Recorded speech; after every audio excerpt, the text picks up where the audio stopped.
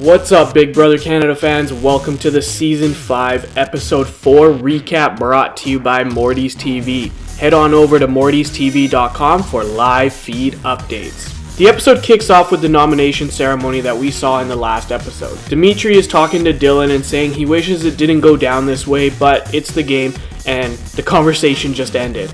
I thought more was going to come out of it, like maybe Dillon was actually going to talk to Dimitri to see if he can change the game plan, but I guess it's a little too early for that right now. Now we see Emily crying off in the corner because she was nominated and, well, Dillon tries to cheer her up, but that's really it. All the vets, minus Gary, Cass, and Dallas, are in the have-not room with Dimitri, and it looks like they make an alliance called the Dream Team.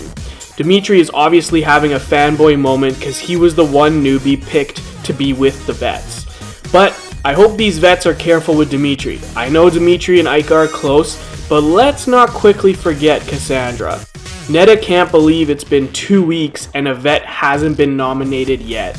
Neither can I. Karen and Emily are talking, and Karen is worried that if Dillon or Emily wins the veto, that she will be the replacement nominee.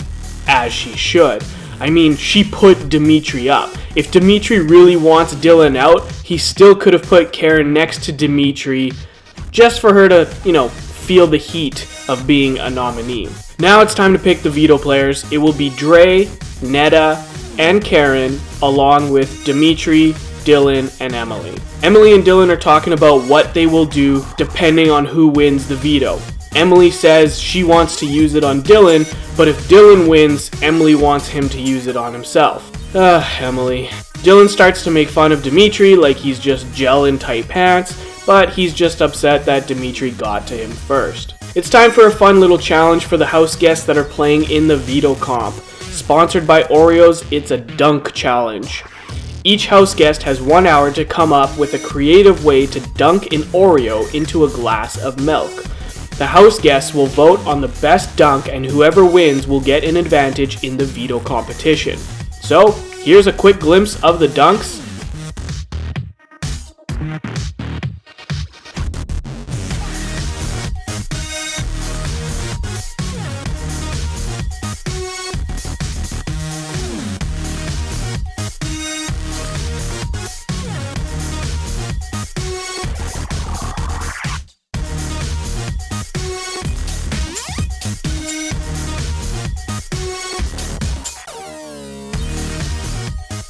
And the winner is Dre. It's time for the veto competition, and you guessed it, it's Oreo themed.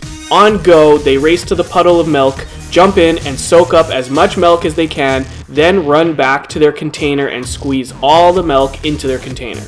The one to fill up their container first will win the power of veto and will also win $5,000. Dre's advantage is to get a little bit of milk in her container right off the bat. The amount of milk that goes into the container on each run is minimal, so it's going to be a long competition. As we get closer to the end, it looks like it's between Dillon and Dimitri, but Dillon had 2 big spills, which of course is an advantage for Dimitri, but you can't knock down the boxing champion as Dillon wins the power of veto. Dallas, Dillon, and Emily are super happy, and Dallas said that it's either himself or Karen going up, and then Emily says she heard Bruno. What? So now we see Bruno talking to Dimitri and just telling Dimitri not to worry, they got his back, and so on. Is Bruno really worried when they have that vet alliance?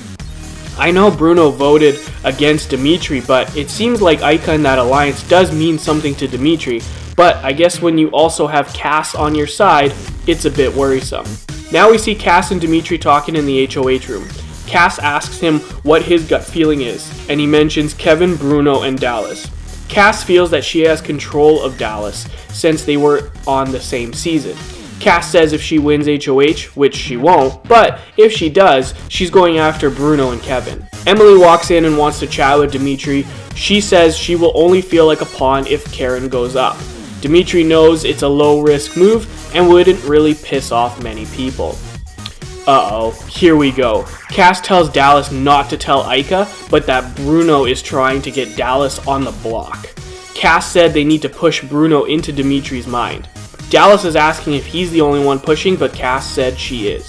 Dallas is talking to Dimitri in the pantry, and then we see Bruno at the pantry door listening in. He walks in to grab something but doesn't say anything and then walks out. Dallas keeps pushing for Bruno, and Dimitri tells Dallas he's worried about Dallas and Dillon going after him. Dallas wants to make a truce, but Dimitri just says he is going to do what's best for his game. Now we see Cass, Aika, and Dimitri together. One would think this conversation is going to turn out good in terms of dramatic, but nothing really comes out of it, and as Cass throws Kevin and Bruno under the bus, Aika says nothing. Come on, Aika. Now we see Dallas, Cass, Gary, and Aika in the bathroom. They are wondering why Dallas is shaking his head, and he said he feels like he's going home. Aika gets real with him and says that he hasn't shown loyalty to the vets. He never talks to the vets, he just hangs out with Dillon and Emily, but doesn't report back to any of the vets.